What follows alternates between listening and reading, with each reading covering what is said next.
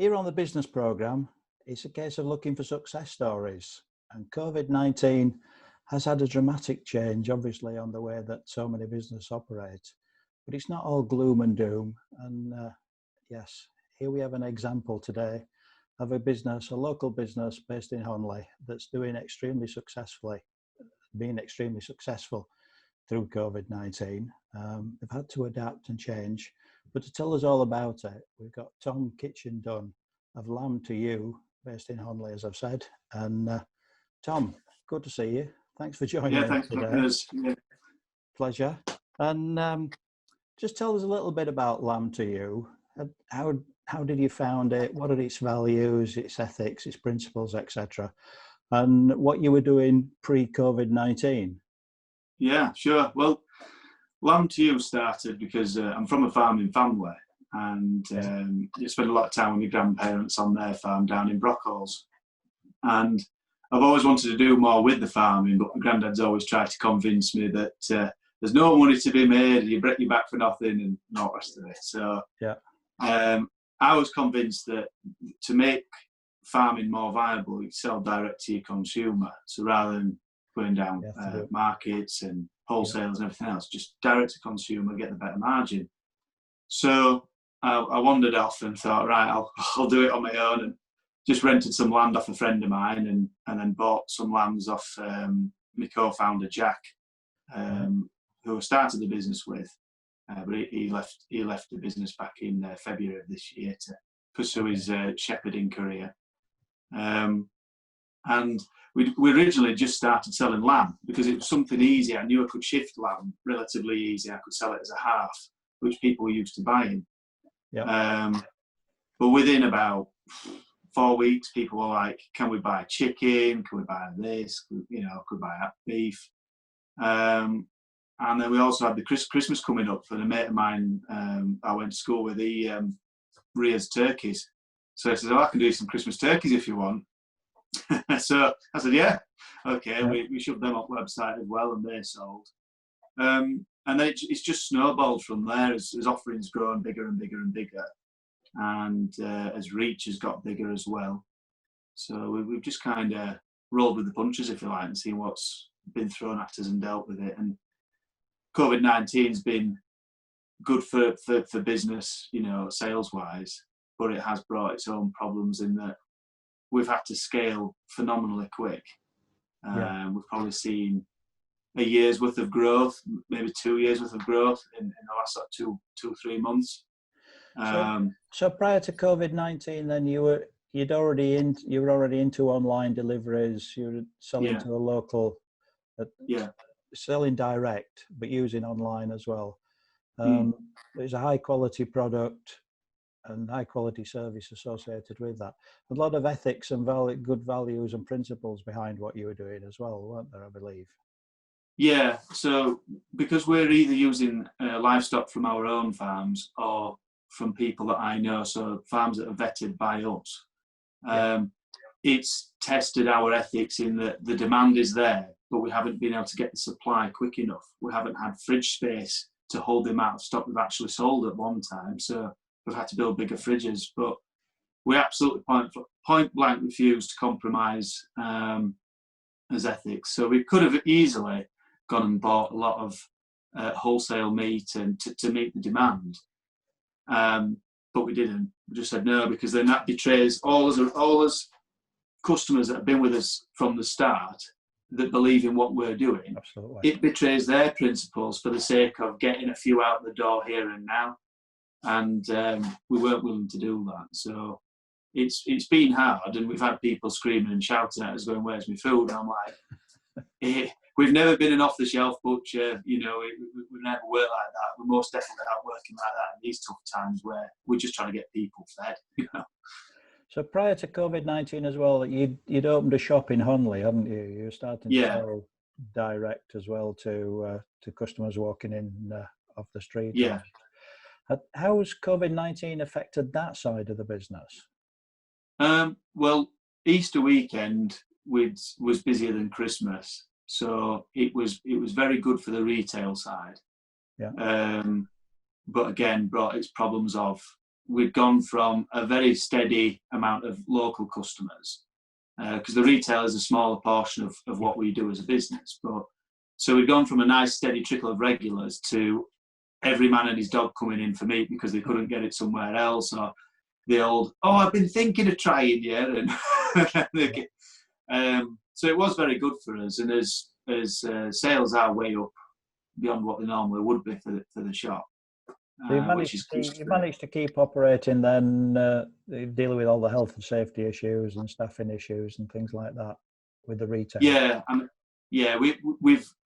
It's one of them. It's a small shop, so there's not a lot we can do around sort of being close to each other as such. But we are very aware of it and constantly washing his hands. You know, we do maintain his distance best we can. Yeah. Constantly cleaning everything anyway.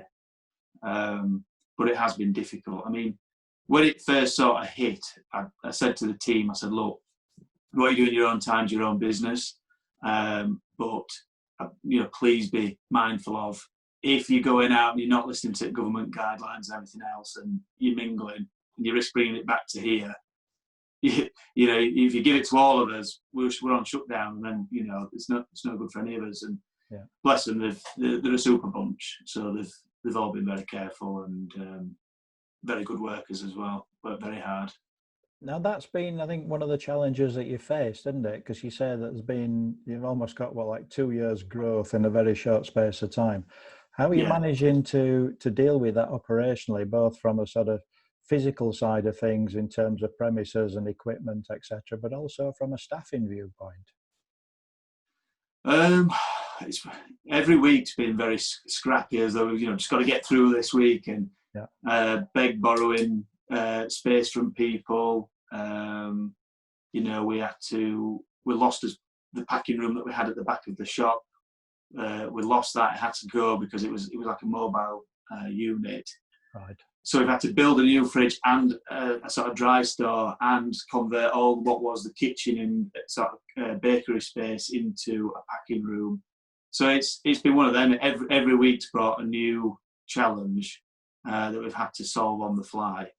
The staff, the team, have just been absolutely phenomenal. I mean, nearly every single one of them worked in April the equivalent of an extra working week in overtime minimum. You know, they really put the graft in.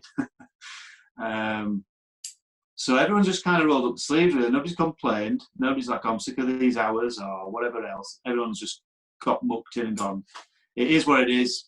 We've got to deal with it. We've got to get people fed. And we're actually looking at expanding into some other premises. So instead of the shop being a fulfillment base, it'll just be a shop where it'll go back to how it was, where got a bit of a deli side and the sandwiches and everything.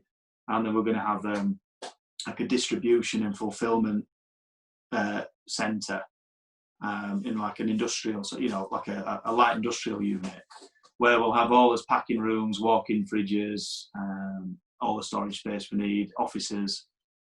So that'll be able to service the shop and all the online. Yeah. So we're looking at doing that pretty soon. So as we go forward, then there's no going back to the size and shape and form of business that you had before. This is the future. Yeah, I'd say so. I think even if we just carried on at the rate we're going now, like we'd be pretty happy. Yeah. But it's a lot of competitions coming to the market that didn't exist. Exactly. Every man and his dog's trying to sell meat online right now, so it's made expensive, it's made advertising very expensive. So when COVID hit, every business that was advertising on Facebook that then was on shutdown pulled all their advertising. So anybody that was still paying for advertising got it very cheap. It was like 6-7 times cheaper than it normally would be. So it was a free for all for us, and it was great. It was just like, you know, you spend 100 quid on an advert, and you just get loads of people coming and buying off you. Whereas now, you know, opportunists have seen what demand's like, and they've all thrown up a little website and gone and bought wholesale meat from somewhere, most of which is Polish, and you know it's foreign meat, and they're trying to pass it off as British. Yeah. So now we've got that new problem of dealing with competitors that are racing to the bottom with price, and just buying vast quantities of cheap inferior meat. It's not sustainable. Surely you'd be in a strong position there because your customer base bought from you before on the basis of ethics, principles, quality, whatever terminology we want to throw at it. And I suspect you've got a high customer retention rate as well at the moment, have you not? Yeah, we do. 9 out of 10 reorder from us. If they've had an order, 9 out of 10 will reorder. That's brilliant. And you usually find they'll spend about £50 on the first order, and then on the second one it's anywhere between £100 and £150 for the month or whatever.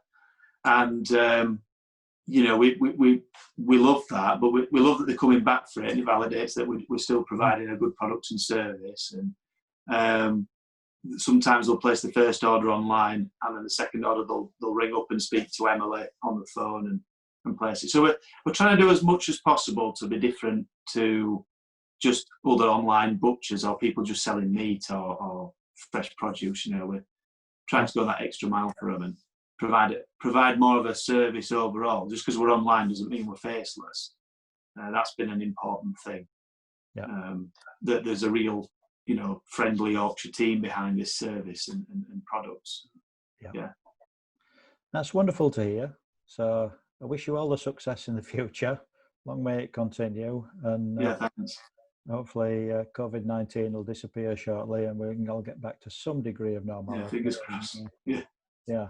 Let's hope that your success continues and is an example to lots of others as well to think it's not all gloom and doom and disaster. There are success stories out there, and let's crack on and make it happen.